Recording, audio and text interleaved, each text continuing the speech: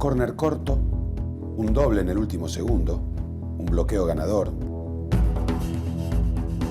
Nada de lo que sucede en el deporte comienza en los estadios. Para entender a la Argentina olímpica hay que recorrer un país que tuvo tantos altibajos en su historia como en su deporte.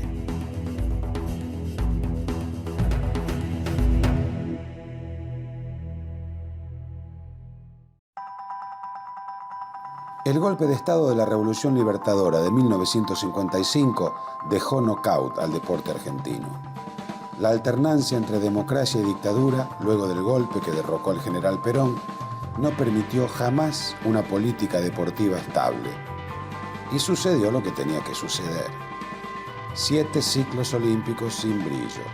Solo algunos pocos fueron los deportistas olímpicos argentinos que se convirtieron en héroes de la resistencia.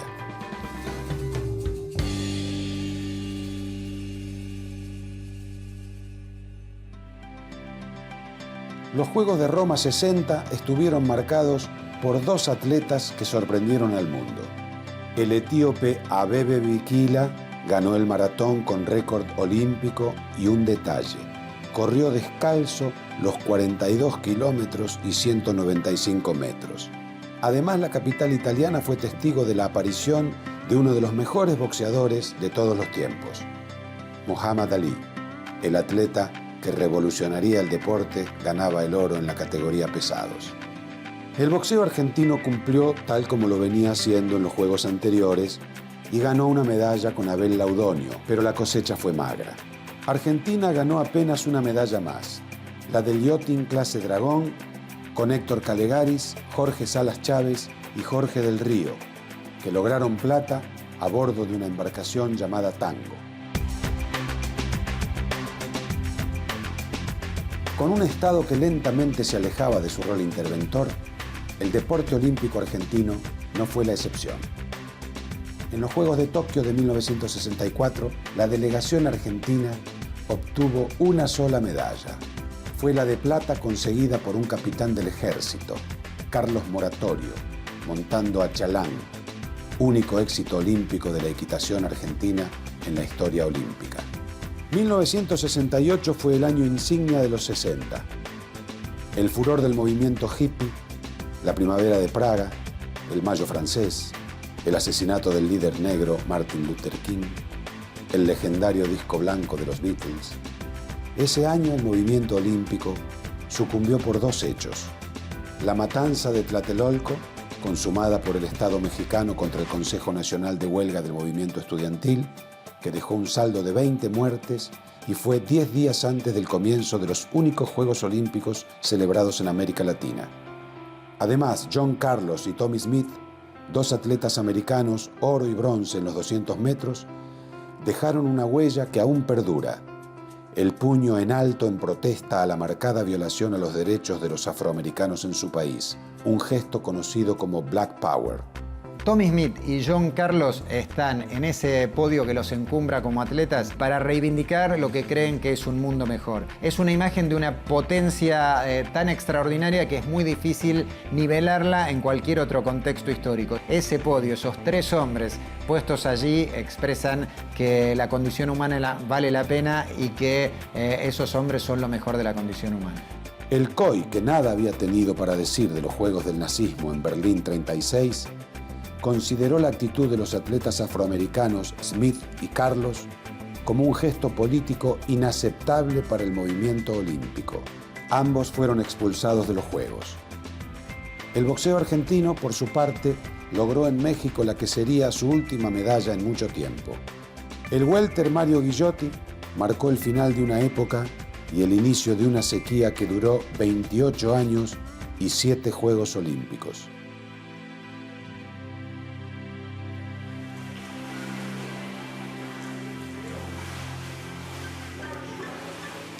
La gran esperanza de la delegación argentina en México estaba puesta en el nadador Luis Alberto Nicolao, que en 1962, con solo 17 años, había batido el récord mundial de los 100 metros mariposa en Brasil.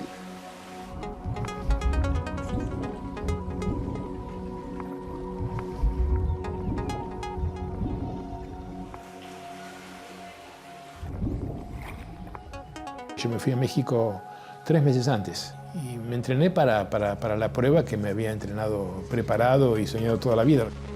Permítanme ahora que les presente a otro embajador de distinto signo, pero también muy importante, el joven nadador argentino Luis Alberto Nicolao, que está aquí entrenándose en Ateneo de la Juventud. Su club... Nicolao, que había sido olímpico a los 16 años en Roma 60 y que compitió también en Tokio 64, tenía chances para quedarse con la de oro, ya que los Juegos de México 68 incluían por primera vez a su especialidad, los 100 metros mariposa. ¿Y a las Olimpiadas qué vas a hacer? Me estoy entrenando desde hace unos 3-4 meses muy fuerte con miras a las Olimpiadas. Este año de entrenamiento posiblemente sea el más fuerte que he realizado en los últimos 5 o 6 años. Así que pienso hacer alguna marca buena en la Olimpiada o por lo menos intentarlo. Tuve la gran mala suerte de... La Villa Olímpica queda a 20 minutos de la piscina olímpica. Y yo siempre llego a las pruebas 3 horas y media antes. Tomé un micro 4 horas antes. 4 horas antes en un recorrido de 20 minutos. El micro entró en un embotellamiento del final de la maratón olímpica y no llegó a horario. O sea que perdí la oportunidad de ingresar a la final de los 100 metros mariposa. Nadie me lo notificó, nadie leyó las indicaciones del Comité Olímpico Internacional. Esa noche a 2 de la mañana con mi entrenador me largué al agua, hice los 100 metros mariposa, mejor marca que la medalla olímpica. Lo más triste de todo es que me encuentro con uno de los representantes olímpicos de saltos ornamentales de México. Y me dice, qué pena, dice, qué pena que no te defendieron. Digo, ¿cómo? No sé qué querés decir con eso. Sí, mi señora, dice, es la secretaria de la Confederación Internacional y cuando el norteamericano pidió quién secundaba la moción de permitirte un intento, nadie levantó la mano, los argentinos no dijeron nada y ahí quedó totalmente frustrada esa posibilidad. Pero me dio mucho fastidio de que el dirigente que tiene que defenderte, cuando vos haces una competencia, es tu segundo padre, es la persona que tiene que cuidarte, que tiene que velar por vos, que tiene que estar atento a todo lo que pueda hacer para que vos tengas una mejor performance, no lo haya hecho. Esa noche tomé la decisión de dejar de nadar. Y dejé de nadar, terminó mi carrera deportiva a los 24 años. Cuando hasta los 36 años el deportista puede llegar a su máxima performance física.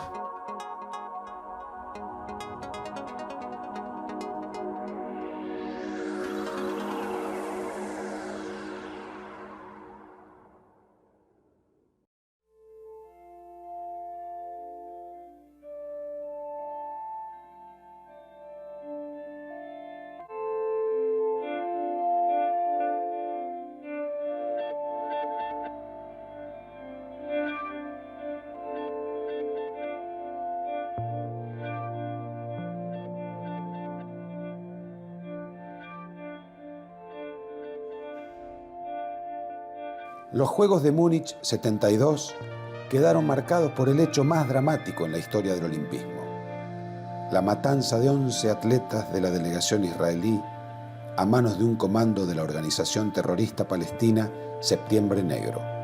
A las 4:30 de la madrugada del 5 de septiembre de 1972, 8 terroristas disfrazados de atletas saltaron la verja de 2 metros que rodeaba la Villa Olímpica. El que no los confundió fue Moshe Weinberg, el entrenador del equipo de lucha israelí, quien dio el grito de alerta y resultó asesinado en el acto, al igual que el luchador Yosef Romano, quien intentó desarmar a uno de los terroristas. En la confusión, 9 atletas lograron escapar y otros 9 fueron tomados como rehenes. Septiembre Negro era una organización terrorista palestina, porque ellos pedían que le devolvieran un grupo de palestinos que Israel lo tenía presos en cierto lugar, que creían en el avión, y aparte de eso, que con ese avión los llevasen a Egipto para que le entregasen 200 palestinos que tenían presos. La respuesta del gobierno de Israel fue inmediata. No habría negociación con los palestinos que habían atacado a los atletas. Los terroristas habían puesto un plazo. Si no se cumplía su pedido y se los trasladaba en un avión a Egipto, comenzarían las ejecuciones de atletas en 5 horas. Todo terminó con 11 rehenes y 5 terroristas muertos, al igual que un oficial del gobierno alemán.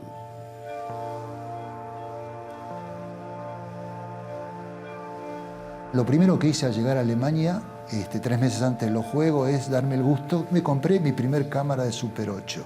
Y esa cámara fue testigo después de algo que yo hoy, al tiempo, impensadamente, cuando se los comento a colegas, a periodistas, me dicen, tenías un material realmente muy rico y valorable de alguna manera. Y bueno, se me ocurre con mi camarita subir al último piso de Argentina. Había una especie de terraza y me asomo por la terraza y empiezo a filmar. Y sorpresa, veo que en el edificio que había pasado algo, en la terraza del edificio mucho más bajo que el nuestro, había como atletas, porque tenían buzos, vestidos, pero con ametralladoras en la mano, reptando, haciendo cuerpo a tierra, que evidentemente después razonamos que eran policías o del ejército alemán intentando entrar al edificio que había sido tomado por los secuestradores de Septiembre Negro, ¿no? Te diría que el 95% de los habitantes de la villa, atletas, entrenadores, etcétera, no era consciente de la gravedad de lo que estaba pasando. Yo un poco me siento, no culpable, pero con un poco de remordimiento, porque yo creo que yo era un simple atleta, pero entre todos los simples atletas que había ahí, nos hubiéramos puesto de acuerdo, creo, sabiendo que había otros deportistas como nosotros que habían sido muertos, o adentro de la villa o después en el aeropuerto, y jamás hubiéramos permitido, creo, que los Juegos continuaran.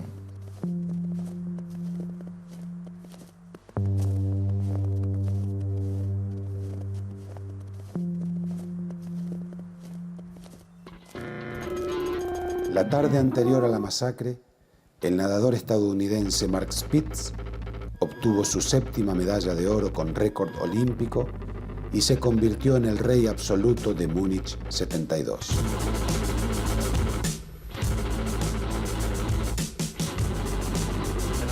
El 27 de agosto, un día antes de que Spitz se colgara la primera medalla dorada, Argentina esperaba ansiosa la final de Single Scull, de remo. La expectativa era ver a Alberto De Midi en el podio, uno de los grandes héroes de la resistencia olímpica de los años de vacas flacas.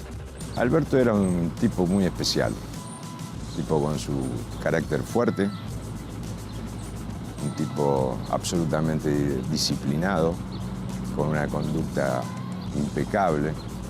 Creo que no se puede llegar a donde llegó siendo o teniendo otro tipo de temperamento, de carácter. Alberto De Midi lo veíamos siempre, cuando nosotros entrenamos salíamos una vez a la semana a hacer fondo y a veces De Midi salía a correr y nosotros íbamos a un buen ritmo de marcha. Y De Midi pasaba, parecía que nosotros íbamos caminando. Entrenaba que era una bestia. Alberto salía a correr, andaba en bicicleta, saltaba la soga, había gimnasio y también había 3 horas de remo en el agua. Hacía carga en aquella tribuna, siempre. En la tribuna, en la cancha vieja, ¿no? Por supuesto. Me sentaba en sus hombros y daba vuelta a todo el estadio de Central, de Rosario Central. O sea, subía y bajaba las tribunas con un contrapeso.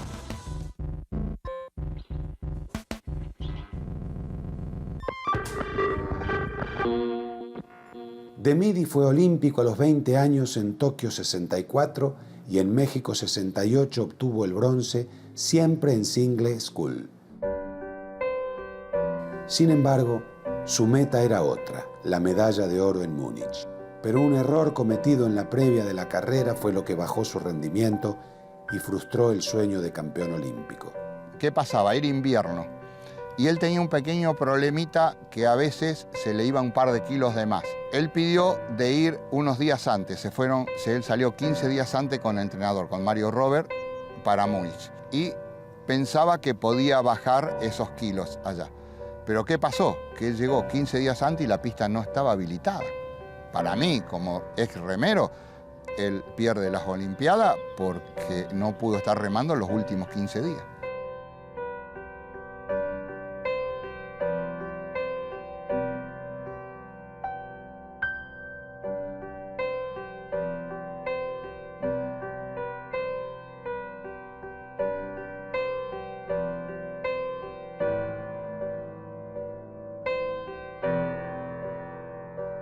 La carrera la presenciamos completa, nosotros estábamos en la tribuna que teníamos para los remeros, frente a donde estaba toda la gente, que era el lugar que nosotros podíamos circular libremente, y venían lo que llamamos nosotros pala a pala, remo a remo, y bueno, y llegó un pedacito adelante el otro. Y bueno, son carreras.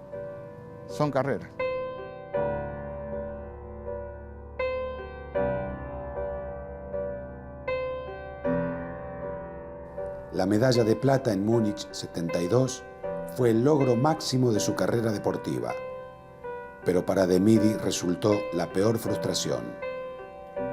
Horas después del final de la carrera, el gringo, escritor aficionado, se sentó ante una máquina y puso en palabras esa frustración de manera contundente.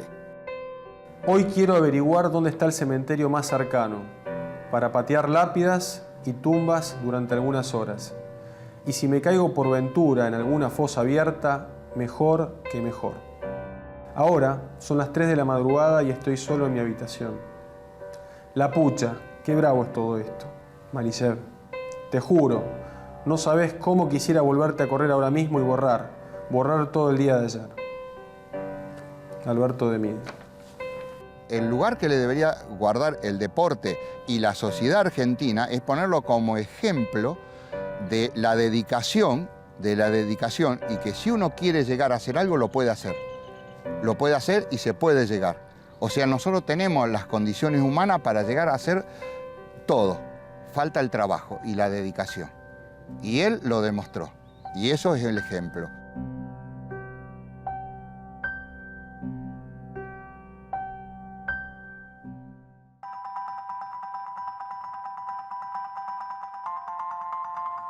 El final de los Juegos del 72 coincidió con el inicio del operativo regreso de Perón a la Argentina.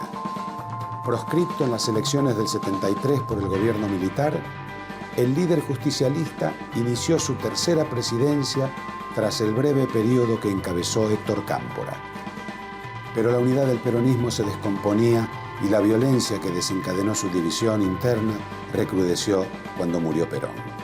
Comenzaba una etapa aún más oscura para el país y para el deporte. Lejos de apoyar al deporte con una política a largo plazo, la dictadura militar centró sus esfuerzos económicos y políticos en el Mundial 78. La persecución emprendida desde el Estado a través de las Fuerzas Armadas no dejó afuera a los deportistas federados. 35 atletas aún continúan desaparecidos, entre ellos el maratonista Miguel Venancio Sánchez, la jugadora de hockey Adriana Acosta, el tenista Daniel Shapira y 25 jugadores de La Plata Rugby Club. Exactamente un año después del golpe asumió como nuevo presidente del COA Antonio Rodríguez, que estuvo al frente del deporte olímpico argentino durante 28 años. Fue un hombre de una gestión fuertemente personalista y siempre alineada a los deseos de la Junta. El coronel Rodríguez, además, fue uno de los impulsores de que Argentina no participara en los Juegos Olímpicos de Moscú 80. Estados Unidos utilizó como excusa la invasión de la Unión Soviética a Afganistán para impulsar el boicot. Y Argentina se plegó a los 65 países que no fueron a los Juegos. El combate de Puerto Argentino ha finalizado. Nuestros soldados lucharon con esfuerzo supremo por la dignidad de la nación. A pesar de que el poder de la Junta decaía tras la guerra de Malvinas, las manifestaciones del deporte contra la dictadura no existían en las canchas. El primer estadio en el que se cantó abiertamente fue en el Luna Park durante el primer Mundial de Vóley organizado en Argentina. esto del Luna Park lleno de gente gritando el que nos salta es un militar en octubre del 82, para mí fue algo que no me voy a olvidar nunca. El vóley no puede levantar ningún estandarte de lucha contra la dictadura, pero generó por lo menos que la gente esté ahí y grite eso, que lo chifle a la coste cuando llegaba al Luna Park. A 4 meses de la finalización de la guerra, un grupo de jóvenes moldeados por el entrenador coreano Jung Hwang-song conformó la primera generación dorada del vóley y disputó un torneo que fue un símbolo de la liberación. El Luna Park estallaba. Nosotros estábamos abajo de una de las tribunas adentro del Luna, ¿no? Entrando en calor, y ya el estadio lleno antes de jugar nosotros al mango, y la gente gritaba, saltaba esto, el que nos salta es un militar, y se movía. Vos sabés que nosotros decíamos, esto se va a caer.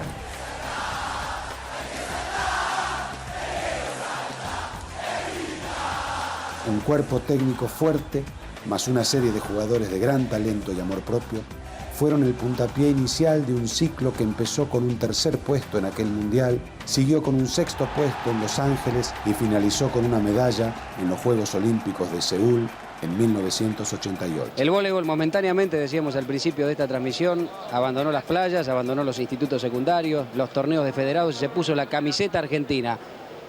Inolvidable este fenómeno de fervor que produjo. Sí, realmente es inolvidable. Esperemos que de aquí en más se siga trabajando para saber aprovechar todo esto, porque esto realmente para el deporte es una cosa que le hace mucho bien. Y si tantos dirigentes como clubes, como jugadores saben encarar todo el trabajo posterior, el vóley quizás dé un salto muy grande que lo necesita. Claro que no fue un camino fácil. Esta generación de jugadores luchó contra la desidia dirigencial que padeció el vóley durante la década del 80 y buena parte de los años 90. Sí, en esa época la organización de la federación pasaba solamente, como pasó toda la vida en Argentina, por una persona, Ricardo Rusumanda. Yo creo que el torneo nos ha salido muy bien, las felicitaciones de todo el mundo nos lo demuestran, estamos muy agradecidos a que hayamos podido representar muy bien a los 28 millones de argentinos haciendo esta organización para que se lleven un gran recuerdo de los argentinos. Entonces hemos pasado momentos increíbles, y limpiando el piso y poniendo la red nosotros, hablando nosotros mejor con alguna marca, a ver si nos daba una remera azul para que estemos todos iguales. Recuerdo que estábamos preparándonos, creo que era para Seúl, y hubo un momento de epidemia importante acá, no me acuerdo qué era exactamente, pero que recomendaban especialmente no tomar agua de la canilla. Y parábamos el entrenamiento, íbamos al baño y agüita así como en picado. Por eso también nosotros teníamos un plus cuando jugábamos, que era la garra de corazón, las ganas, el hambre, porque sabíamos perfectamente el esfuerzo que teníamos. Lo excelente que tuvo ese grupo, que cuando se dio cuenta que la madurez había llegado, dijimos, 4 meses antes nos reunimos y dijimos, muchachos, no nos podemos esconder atrás de un dedo. Dentro de 4 meses son las Olimpiadas y sabemos que podemos ir y tenemos que ir por una medalla.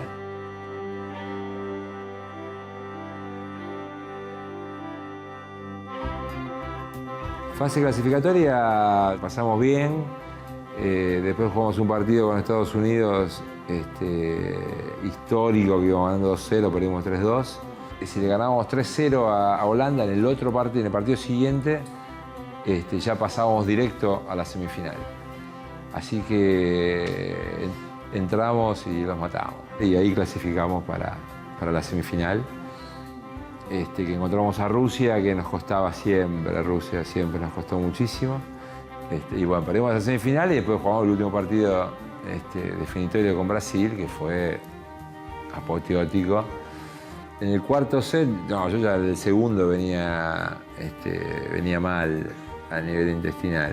No hay casos en el mundo, me parece, que pueda registrar una cosa que es, estoy jugando por una medalla olímpica y me tengo que ir corriendo al baño porque... Y después, pero no solo porque cuando uno tiene estas descomposturas, queda pero aplastado. Hugo iba, volvía y seguía jugando como el mejor. Y digamos que con un deporte normal, lo que hubiera sido, con una federación de un deporte normal, lo que hubiera sido necesario era que me cambiara entero y entraba con ropa seca.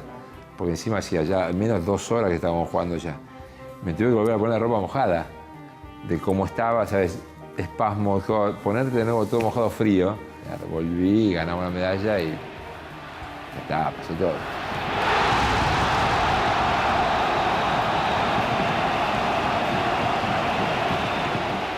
Después de 12 años, vuelven los Juegos Olímpicos sin boicot. Los dos países volvían a confraternizar, entre comillas, en un Juego Olímpico, y nosotros coladitos ahí en ese tercer puesto. Y éramos los más felices de todos. La otra medalla obtenida por Argentina en Seúl fue una marca de los tiempos que corrían. Gabriela Sabatini, la mejor tenista argentina de todos los tiempos, consiguió una medalla plateada luego de 16 años para el medallero nacional. La conquista llegada de una disciplina casi sin tradición olímpica fue un emblema del momento por el que pasaba el deporte argentino. Toda una generación de deportistas se perdió debido a la desaparición del Estado como impulsor del deporte. Irónicamente, fue el mismo Estado quien postergó a los atletas, les impidió el desarrollo profesional e inclusive quien los persiguió políticamente. En 32 años, desde Helsinki 1952 a Seúl 1988, Argentina obtuvo solo 8 medallas en un total de 9 Juegos Olímpicos. Ninguna dorada. Fueron conquistas conseguidas por unos pocos héroes de la resistencia.